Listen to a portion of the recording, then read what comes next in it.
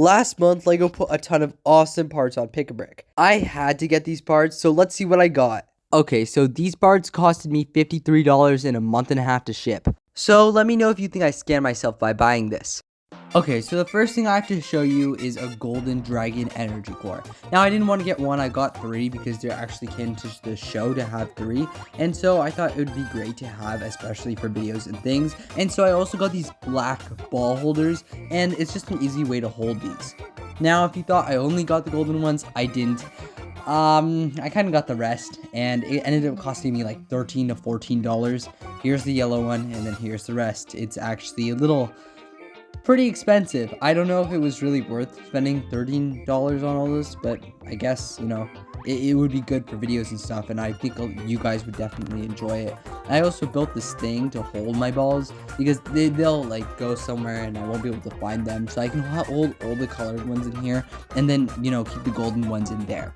I'm a really big fan of the crystallized sets, not the show, and I spent like $200 on them already, so I wanted to get the Oni Lloyd minifigure along with this Lloyd head from the Ninjago City Gardens because I wasn't planning on picking up that set, and so I got a Master Kilo because they didn't sell one at Pick-a-Brick in gold. Definitely looks like something that's pretty cool. Now, I actually really want to do something with these dragon energy cores, and I want to use them as wheels of a car, so I started working on it. I use these Technic joint pieces as doors for the vehicle, and then I added some extra parts to the back, so it looks kind of cool with a bunch of other things, as well as a seat cushion for the person that's sitting there so they can lay down. And then, yeah, with that, I added a hood, so I can take my Oni Lloyd minifigure down and go ahead and put it in it.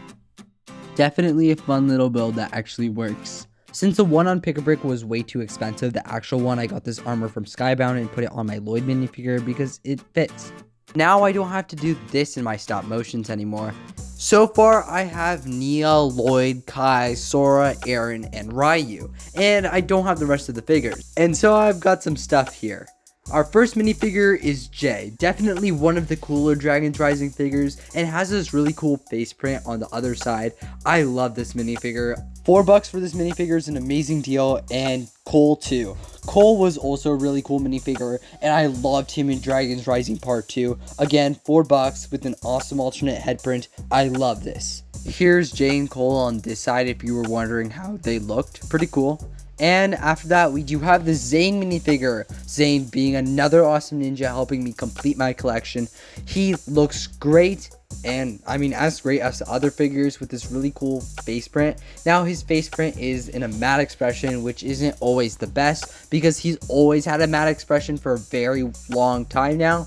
But we did get a happy face in the Ninjago City Market set, so I'm happy we finally got a happy face. It definitely looks really cool.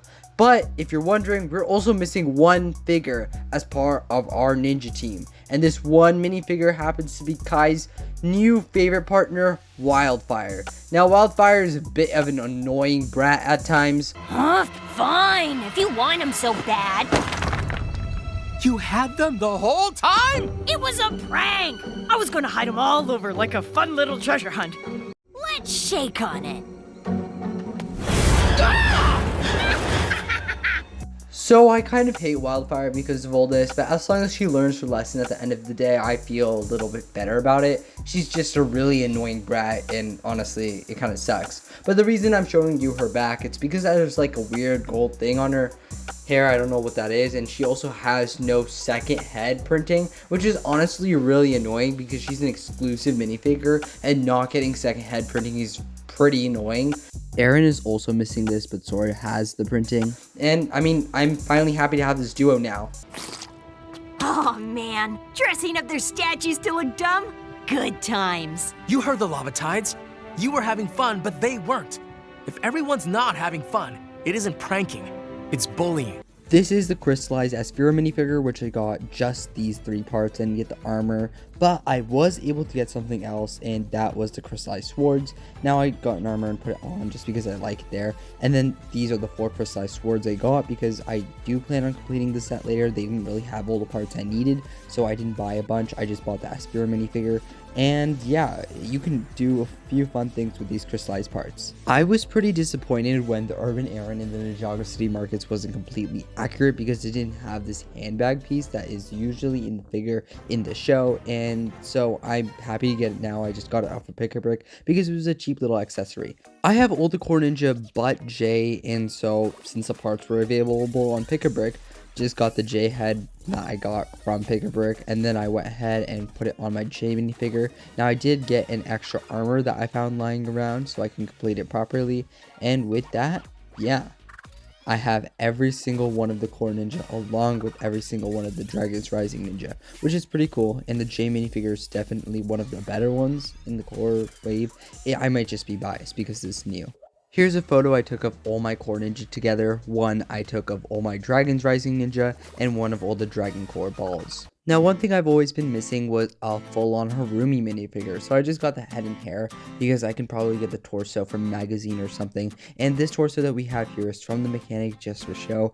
This will be useful for videos. And now that we have all the Dragon's Rising Ninja, we need the main villain, Beatrix. So I just Pick-a-Bricked her because I didn't know if I was going to get it with January rolling around soon. I want to put more of my money into January sets so you guys can see more new content. But, you know, I just got the minifigure because, you know, hey, if I want to use this, that'd be great. So I put the red cape just to make it perfect.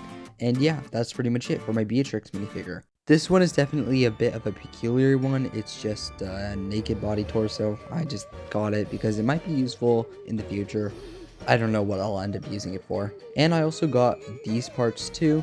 Now, the alien head seems like a weird one because you might not know what it is, but it's actually Green Screen Gary on the other side. My name is Green Screen Gary, and I'm a motion capture performance artist. With the help of this suit, I'm able to create believable performances for unbelievable characters. I'm very mad. Roar! I'm a slug.